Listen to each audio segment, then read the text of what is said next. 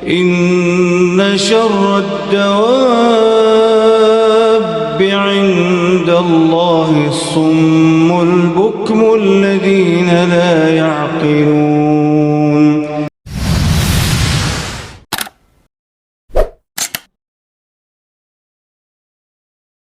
Assalamualaikum warahmatullahi wabarakatuh. Jumpa lagi dengan saya di channel Muksid Haitami.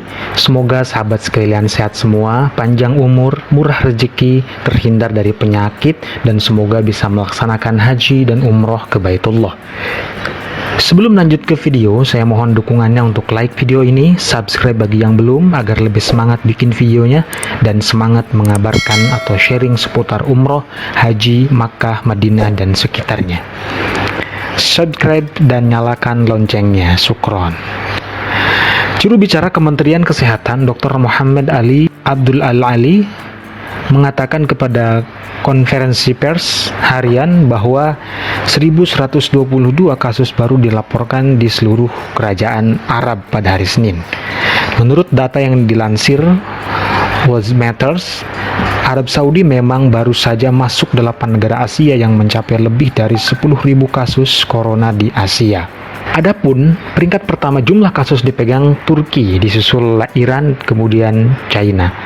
Indonesia sendiri berada di peringkat 12 Asia dalam jumlah kasus, sementara jumlah kematian meningkat peringkat 5. Yakni 590 angka kematian di bawah India yang mencatat 592 kematian. Sementara itu, juru bicara mengatakan bahwa 27% dari kasus adalah warga Saudi dan 73% sisanya dilaporkan di antara ekspatriat atau orang asing yang bekerja di negara tersebut. Al-Ali mengatakan bahwa infeksi dilaporkan di antara orang-orang dari semua kelompok umur, mulai dari 2 bulan hingga 96 tahun.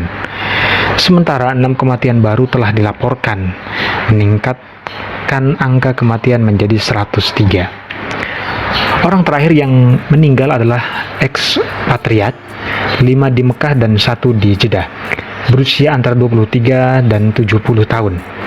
Dan kebanyakan dari mereka menderita kondisi kesehatan kronis. Kabar dari Masjidil Haram Makkah Al-Mukarramah. Syekh Mufti Besar Arab Saudi Syekh Abdul Aziz bin Abdullah Al-Sheikh pada hari Jumat juga menyarankan agar untuk melakukan tarawih atau doa dalam malam khusus dan sholat Id di rumah sebagai tindakan pencegahan untuk membantu pihak berwenang memerangi pandemi. Majelis Ulama Senior Arab Saudi mengimbau umat Islam di banyak negara untuk tidak menyelenggarakan sholat berjamaah dan melakukan aneka ibadah bersama di masjid atau kegiatan luar rumah selama Ramadan nanti. Sementara itu, Presiden Masjidil Haram dan Masjid Nabawi Syekh Abdurrahman As-Sudais mengumumkan setidaknya 8 poin terkait update kegiatan di 2 masjid suci itu.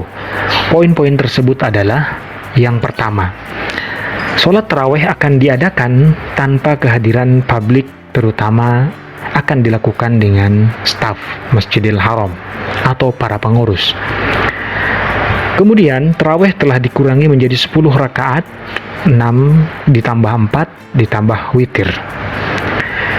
Imam pertama akan memimpin 3 taslimat, dan yang kedua akan memimpin 2 taslimat atau 2 salam dan ditambah witir.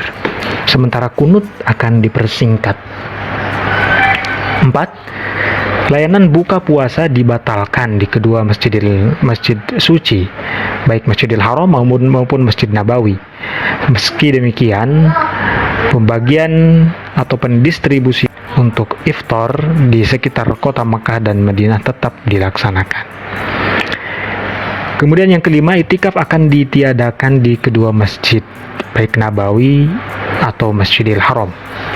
Yang keenam, umroh akan tetap ditangguhkan sampai pemberitahuan lebih lanjut. Yang ketujuh, khataman Al-Quran akan dibacakan antara tarawih dan qiyamul lail atau sholat tahajud. Sementara khatamannya akan dilakukan pada malam ke-29 di Qiyamul Lail atau tahajud. Pemeriksaan kesehatan yang berkelanjutan masih akan dilakukan untuk semua pekerja dan jamaah di Masjidil Haram ataupun di Masjid Nabawi. Demikian informasi yang dapat saya sampaikan terkait update dari Masjidil Haram, Masjid Nabawi, dan sekitar Makkah Al-Mukarramah. Mudah-mudahan dapat bermanfaat dan kita semua dijauhkan, dihindarkan oleh Allah Subhanahu wa taala dari wabah penyakit corona. Wallahul muwaffiq ila aqwamit thoriq. Wassalamualaikum warahmatullahi